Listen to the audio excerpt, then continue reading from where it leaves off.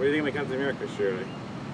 Actually, I think it's a really cool shirt. This is the Shinier version. I have another shirt like this with simpler colors. And, it's really funny about I think it's really funny about the hoverboards and Pac-Man that goes to the adventures is I know Spiral's hoverboard symbol looks very similar to the Captain America shield logo. I hope all didn't see Pac-Man for this. But yeah, right on me. Well, hear me. Here to talk about the last episode of Amphibia. Not too much though, because well, there will be spoilers here, but they'll be hopefully very minor spoilers. Well, I was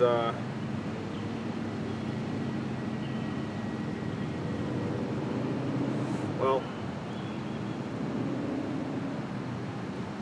I thought I did pretty well. All in was a pretty good 1 hour finale to the final fight on Earth. The Mr. X and Anne's parents, and Mr. X and his parents, Terry and Dr. Jan eating Anne and the plants in their fight. And finally had a good answer to who am I essay that the principal gave her to work on the day before the birthday event. But Anne never started writing before she lost in Amphibia with Marcy and Sasha.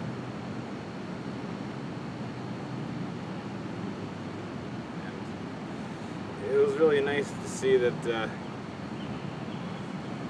Leaf Planner's letter got through to. I was happy to see that Leaf's letter came through to King Andreas, and he redeemed himself and helped and decided to make friends with Anne, the Planters, and Marcy, and most of the dudes in Utopia.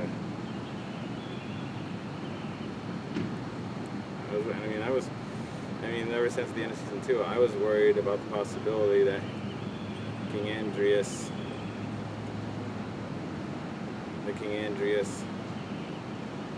could turn out to be a complete monster if onto a hugging bear and choose not to turn good.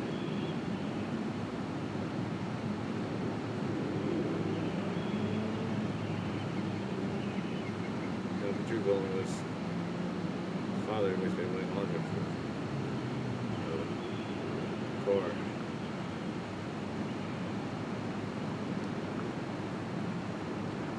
And yeah, and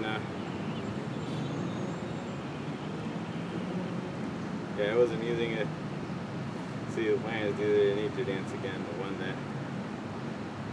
The one that I called stripper music in a previous video as a joke, and my mom slapped me. And actually, I'm glad they're actually getting kind of popular now. It's about 4,000 views, and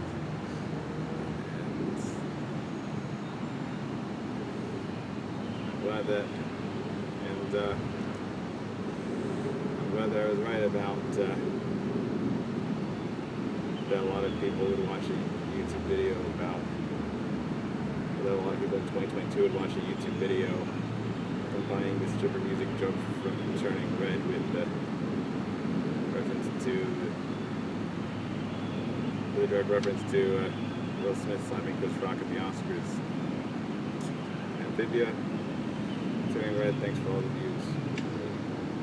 The YouTube algorithm. Also thankful that you recommended me to so many people. Got 2,009 views in 7 days and 6 weekends. Then more than double that in 10 days. Got 4,192 views in 10 days.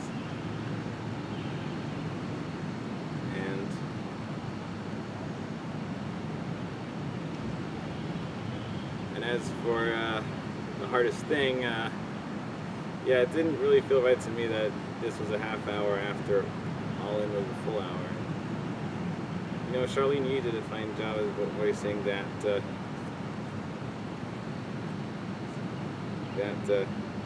cosmic energy master of the universe, master of the multiverse, who made those crystals, who made those calamity box crystals.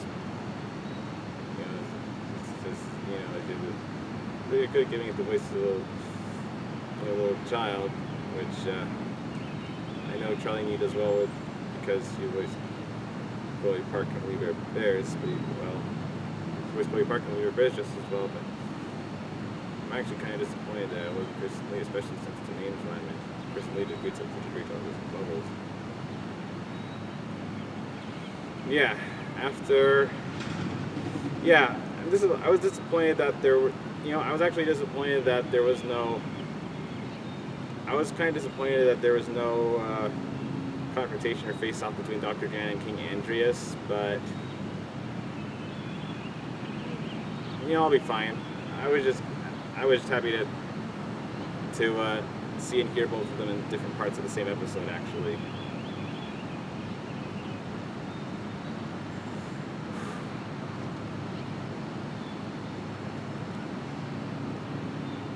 And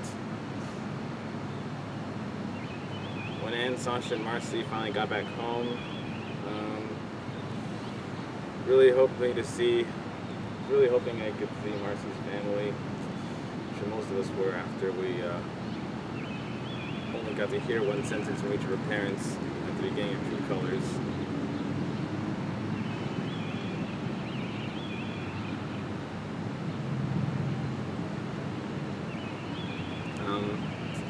But yeah, I really liked Marcy's development, you know, it's not saying to it. I thought it was really nice that the Tritonio from combat camp got to return in the episodes Newton Tights and the Three Armies. And I also, this is really cool, this is awesome. I was really excited to see, I absolutely loved getting to see Bella on screen again for 6 seconds during their fight in the beginning and the end, and you know, I got to hear Kristen Shaw do a really good battle cry. Yeah, I'm sorry that's all Bella got. Yeah, I'm sorry that's the only line Bella had in the beginning and the end. But hey, you know, as long as nobody else was voicing her, it's I guess it's kind of cool to hear Kristen Shaw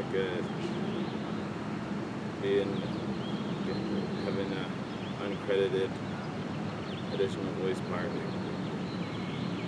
She probably got to voice Bella again.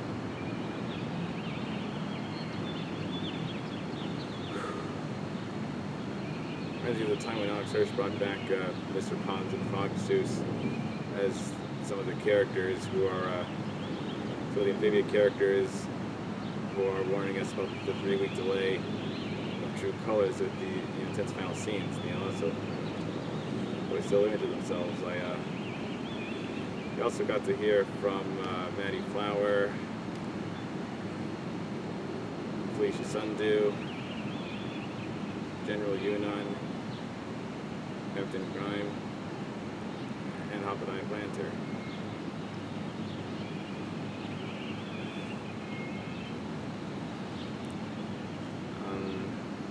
Yeah, I would like to Anne Sasha's development, where in the beginning of the end they learned that you know, they were also, you know, despite all the trouble Marcy got them into by giving them the Calamity Box that would take them to Amphibia for Anne's 13th birthday present, Anne and Sasha realized that they were also wrong for not having any of Marcy, for ignoring Marcy's interests and falling asleep during War of the Warlocks. But at the same time, Marcy has a pretty good character development that Mabel Pine should have gotten in Weird Beginning Part 2. And you know, Marcy was the Corps gave Marcy her own fantasy play world where Anne and Sasha were friends and they could do everything she wanted. But then she learned to help Marcy. But then Marcy didn't really like having them do everything she wanted because it helped her come to terms with the fake Anne and Sasha helped Marcy come to terms with the fact that the real Anne and Sasha don't want to do everything she wants to do all the time. And even though it was really sad that even though I can live without having Maddie meet Marcy again or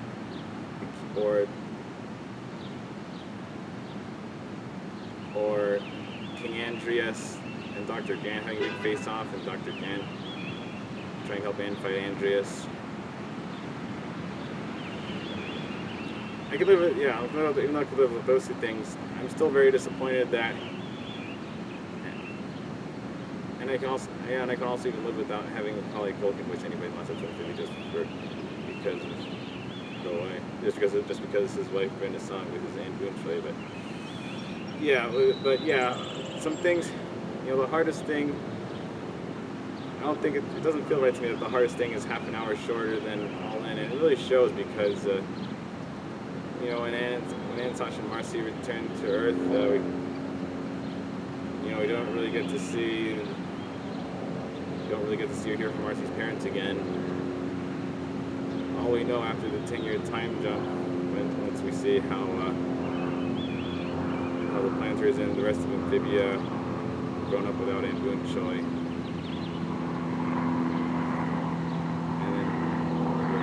Where they build a statue to commemorate Anne's heroism. We go to Earth to see how Sasha, Marcy, and Anne have grown up. We learn that all we really know from this kind of rushed ending is that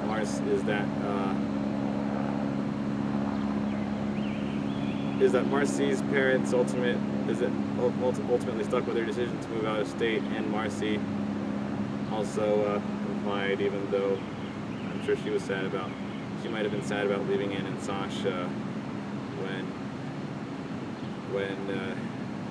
they never want to do anything she wants to do.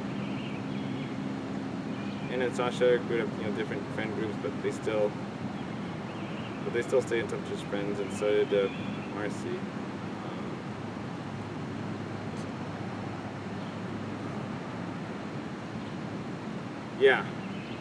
I can do without. I can do without Macaulay Culkin. No offense, fans of Home Alone. No offense to fans of Home Alone or My Girl Richie Rich or American Horror Story. But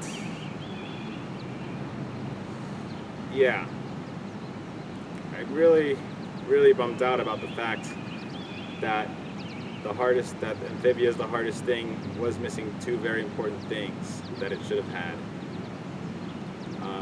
Besides the obvious,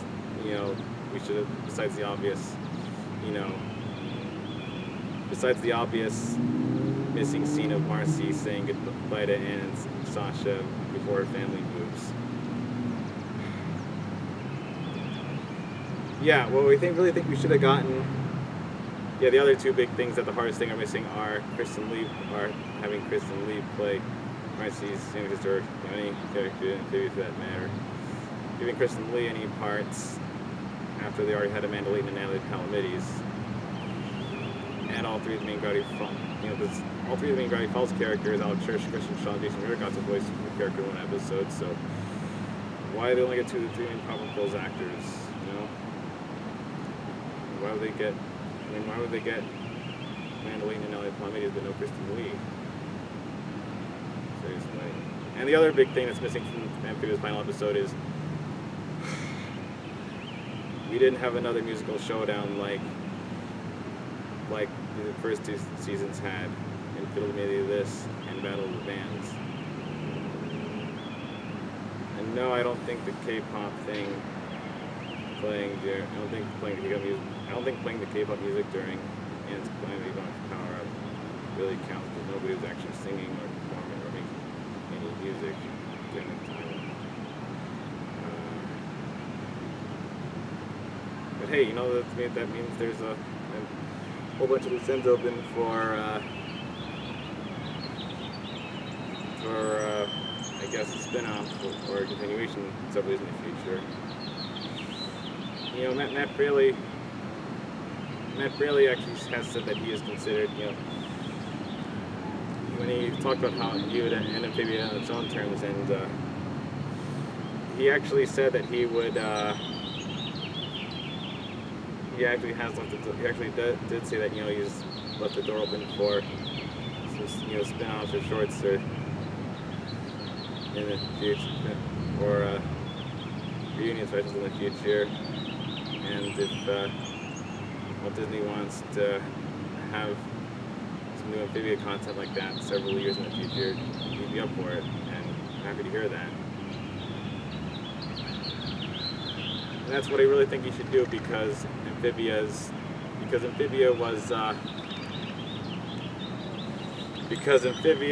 third season is clearly 2 episodes too short. I mean, Amphibia's second season had 10 episodes before the Halloween episode of The Shut-In, but yeah, the first half, but with the same pattern stuff, Amphibia's third season was clearly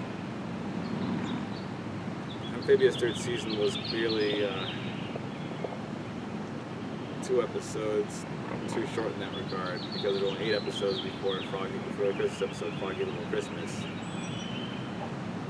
But hey, at least I did get something else I wanted out of All In. I got to see Gabby and Emily in the background one last time. They're getting back on characters. I got to see Emily. They're getting back on characters. Had a funny line, a memorable line in the Adventures in Domino Sitting. It was called Adventures in Cat Sitting. And then, when she was mistaken, when her name was mistaken for Karen. And yeah, I got to see Gabby again, who was, the girl who was gabbing to Anne and until he dropped. I tell you, she really knows the gift of gab, right?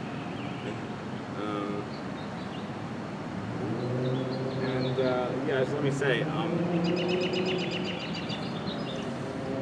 and it's also really cool. I got to see Pepper Ann in the background twice. I'm not kidding. I actually got to see.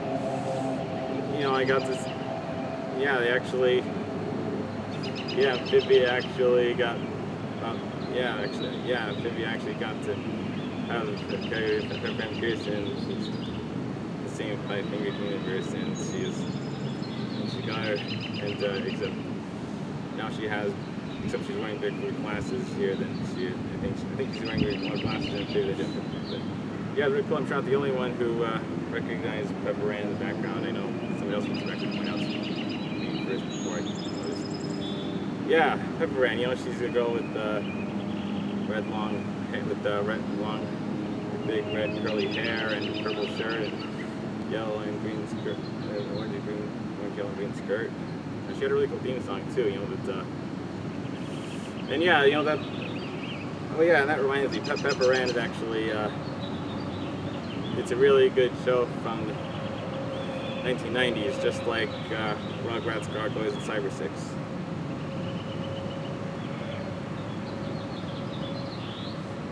Pepper Ann, watch her in her own parade. Pepper Ann, she's like 1 in a million.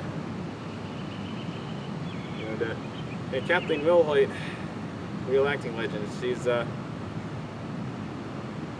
like David Doyle, Melanie Shartoff, and Jack Riley from Rugrats. She also has a very impressive resume, a body of work before Pepper Ann in the 80s and 90s, because the 1980s and 1990s, you might remember.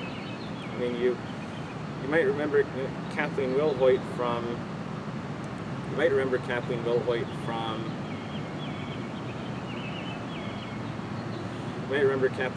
from movies like Private School, Murphy's Law, Crossing Delancey, and Roadhouse, and the TV shows ER and LA Law.